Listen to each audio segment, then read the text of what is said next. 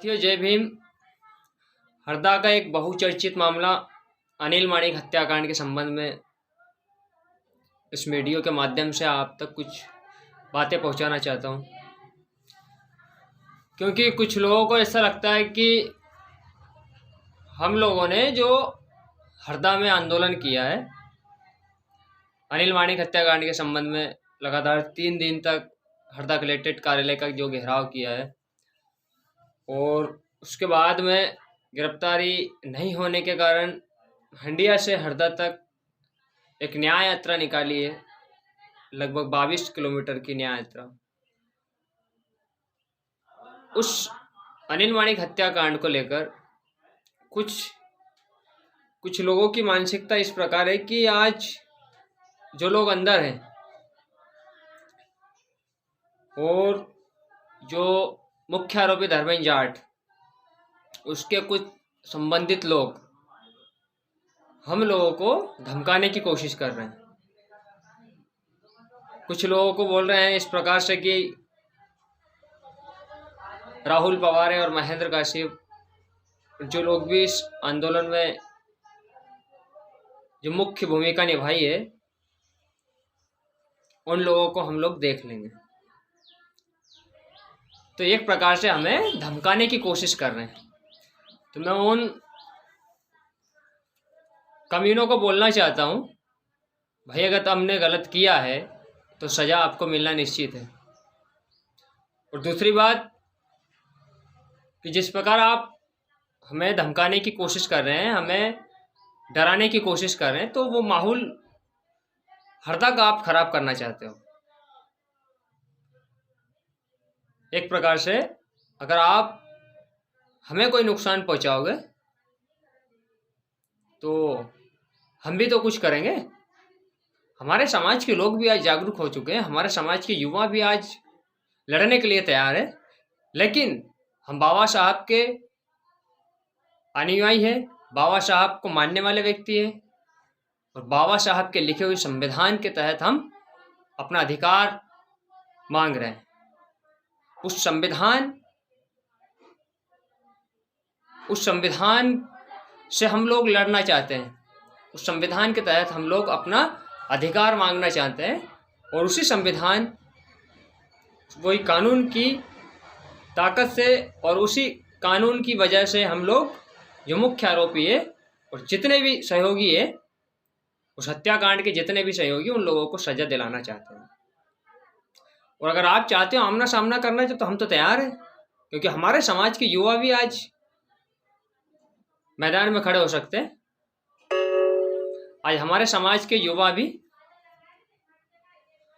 हम लोग भी लड़ सकते हैं। इसलिए मैं कहना चाहता हूँ, हमें धमकी देने की आवश्यकता नहीं। और ये जो झंडू धमकी है, उस धमकी से हम डरने वाले नहीं। हमें पता है कि अगर हम किसी का विरोध करेंगे, हम अपना अधिकार मांगने रोड पर उतरेंगे, तो बिल्कुल दुश्मनी होगी और वो लोग डराने की कोशिश करेंगे हमें।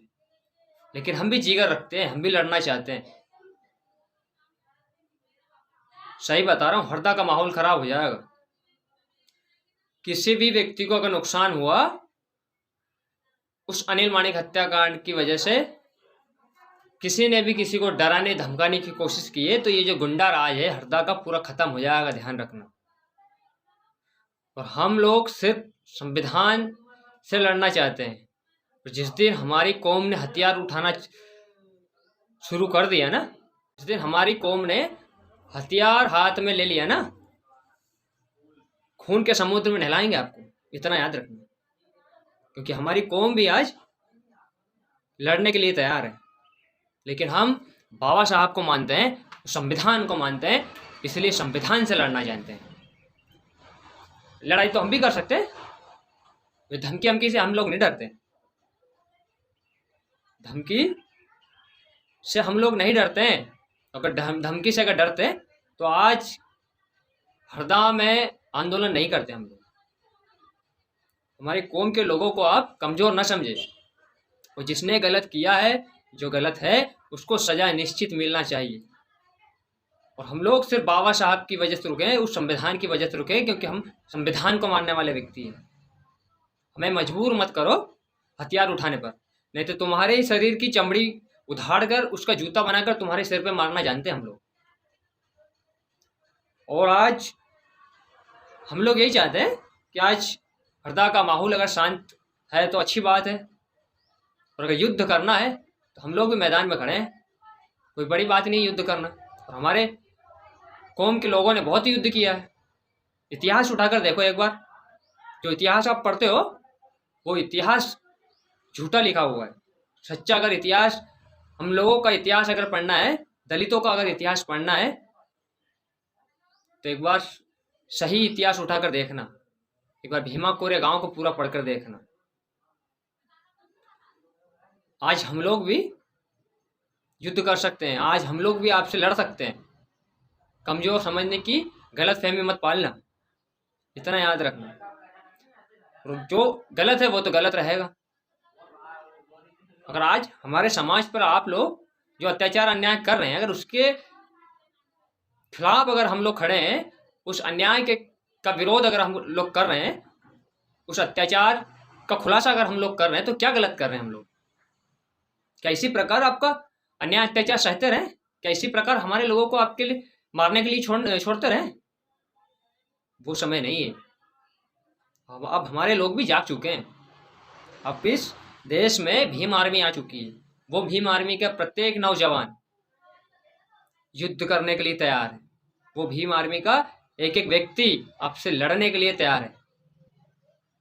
और जब आप गलती कर कर हम लोगों को धमकी दे रहे हैं, तो हमने तो हमारा एक भाई खोया है, एक समाज का एक भाई खोया है, अनिल माणिक। सोच लो, उसको खोने के लिए, उसके खोने के बाद न्याय लेने के लिए हम क्या कर सकते हैं, इतना याद रखना। और यहाँ की पुलिस प्रशासन से मैं कहना चाहता हूँ कि आज जिस प्रकार हरदा का माहौल चल रहा है, अगर ये जो कांड हो रहे हैं, जो मामले दिन ब दिन बढ़ते जा रहे हैं, जो अत्याचार हो रहा है, बलात्कार हो रहा है, लड़कियों का शोषण हो रहा है, महिलाओं का अपमान हो रहा है, बुजुर्गों का अपमान हो रहा है, उसको आप कंट्रोल में करो साहब। क्योंकि इसी प्रकार अगर कांड होते रहे, हरदा का माहौल एक दिन बहुत बुरा हो जाएगा। क्योंकि समाज को आप पर विश्वास नहीं रहा, समाज आप पर विश्वास करना छोड़ देगी एक दिन। और अगर आप चाहते हो तो यहाँ पर इतना दबाव बनाओ कि अगर कोई व्यक्ति अत्याचार कर रहा है तो उसको सबसे पहले पुलिस का खौफ होना चाहिए। अगर कोई व्यक्ति कोई गलत काम करने जा रहा है तो उसको पुलिस का डर होना चाहिए, इतना खौफ होना चाहिए इस शहर में।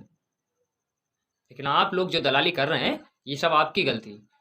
जो दलाली आप कर रहे हो, ये गलती आपकी है। मैं निवेदन करता हूँ कि यहाँ की व्यवस्था सही ढंग से आप करें।